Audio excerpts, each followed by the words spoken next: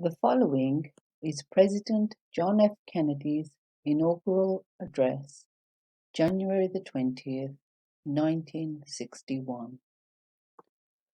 We observe today not a victory of party, but a celebration of freedom, symbolizing an end as well as a beginning, signifying renewal as well as change.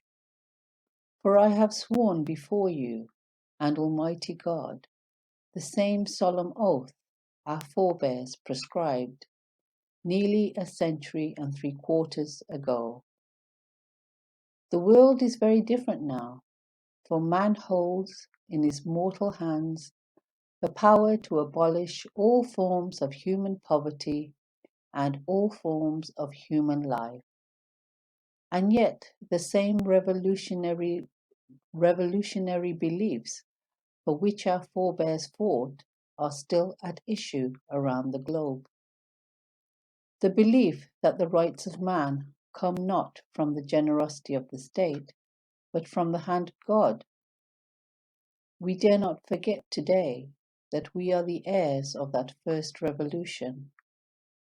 Let the word go forth from this time and place to friend and foe alike, that the torch has been passed to a new generation of Americans, born in this century, tempered by war, disciplined by a hard and bitter peace, proud of our ancient heritage, and unwilling to witness or permit the slow undoing of those human rights to which this nation has always been committed, and to which we are committed at home and around the world.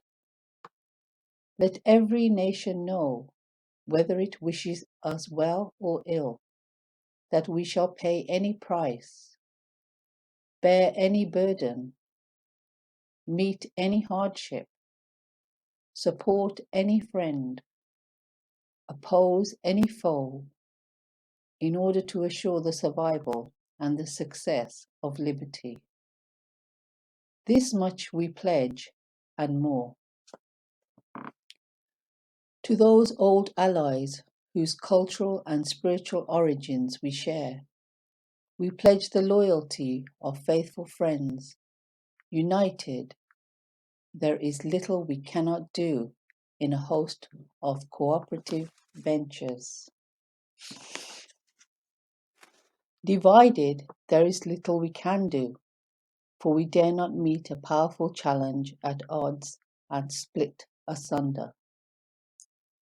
To those new states whom we welcome to the ranks of the free, we pledge our word that from one form of colonial control shall not have passed away merely to be replaced by a far more iron tyranny.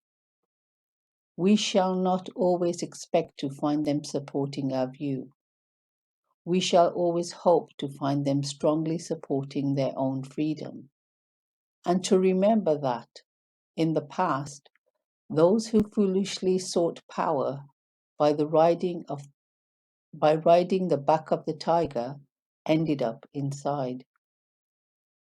To those peoples in the huts and villages around the globe, struggling to break the bonds of mass misery, we pledge our best efforts to help them help themselves, for whatever period is required, not because the communists may be doing it, not because we seek their votes, but because it is right. If a free society cannot help the many who are poor, it cannot save the few who are rich. To our sister republics south of the border, we offer a special pledge to convert our good words into good deeds in a new alliance for progress, to assist free men and free governments in casting off the chains of poverty. But this peaceful revolution of hope cannot become the prey of hostile powers. Let all our neighbors know that we shall join with them to oppose aggression or subversion anywhere in the Americas. and let every other power know that this hemisphere intends to remain the master of its own house. To that World Assembly of Sovereign States, the United Nations, our last best hope in an age where the instruments of war have far outpaced the instruments of peace. We renew our pledge of support to prevent it from becoming merely a forum for invective, to strengthen its shield of the new and the weak, and to enlarge the area in which its writ may run. Finally, to those nations who would make themselves our adversary, we offer not a pledge but a request that both sides begin anew the quest for peace before the dark powers of destruction unleashed by science engulf all humanity in planned or accidental self-destruction. We dare not tempt them with weakness, for only when our arms are sufficient beyond doubt can we be certain beyond doubt that they will never be employed. But neither can two great and powerful groups of nations take comfort from our present course, both sides overburdened by the cost of modern weapons, both rightly alarmed by the steady spread of the deadly atom, yet both racing to alter that uncertain balance of terror that stays the hand of mankind's final war. So let us begin anew, remembering on both sides that civility is not a sign of weakness, and sincerity is always subject to proof. Let us never negotiate out of fear, but let us never fear to negotiate. Let both sides explore what problems unite us, instead of belaboring those problems which divide us. Let both sides, for the first time, formulate serious and precise proposals for the inspection and control of arms, and bring the absolute power to destroy other nations under the absolute control of all nations. Let both sides seek to invoke the wonders of science instead of its terrors. Together let us explore the stars, conquer the deserts, eradicate disease, tap the ocean depths, and encourage the arts and commerce.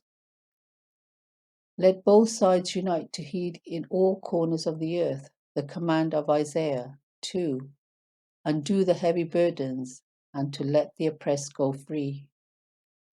And if a beachhead of cooperation may push back the jungle of suspicion, let both sides join in creating a new endeavor, not a new balance of power, but a new world of law, where the strong are just and the weak secure, and the peace preserved.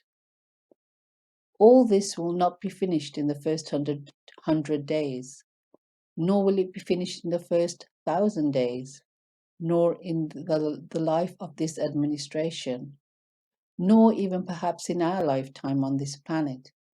But let us begin. In your hands, my fellow citizens, more than in mine, will rest the final success or failure of our course. Since this country was founded, each generation of Americans has been summoned to give testimony to its national loyalty. The graves of young Americans who answered the call to service surround the globe. Now the trumpet summons us again, not as a call to bear arms, though arms we need, not as a call to battle, though embattled we are, but a call to bear the burden of a long twilight struggle, year in and year out, rejoicing in hope, patient in tribulations, a struggle against the common enemies of man, tyranny, poverty, disease, and war itself. Can we forge against these enemies a grand and global alliance, north and south, east and west, that can assure a fruitful life for all mankind? Will you join in that historic effort? In the long history of the world, only a few generations have been granted the role of defending freedom in its hour of maximum danger. I do not shrink from this responsibility. I welcome it. I do not believe that any of us would exchange places with any other people or any other generation. The energy, the faith, the devotion which we bring to this endeavor will light our country and all who serve it, and the glow from that fire can truly light the world. And so, my fellow Americans, ask not what your country can do for you, ask what you can do for your country. My fellow citizens of the world, ask not what America will do for you, but what together we can do for the freedom of man. Finally, whether you are citizens of America or citizens of the world, ask of us the same high standards of strength and sacrifice which we ask of you. With a good conscience, only with a good conscience, our only sure reward with history, the final judge of our deeds, let us go forth to lead the land we love, asking his blessing and his help, but knowing that here on earth God's work must truly be our own.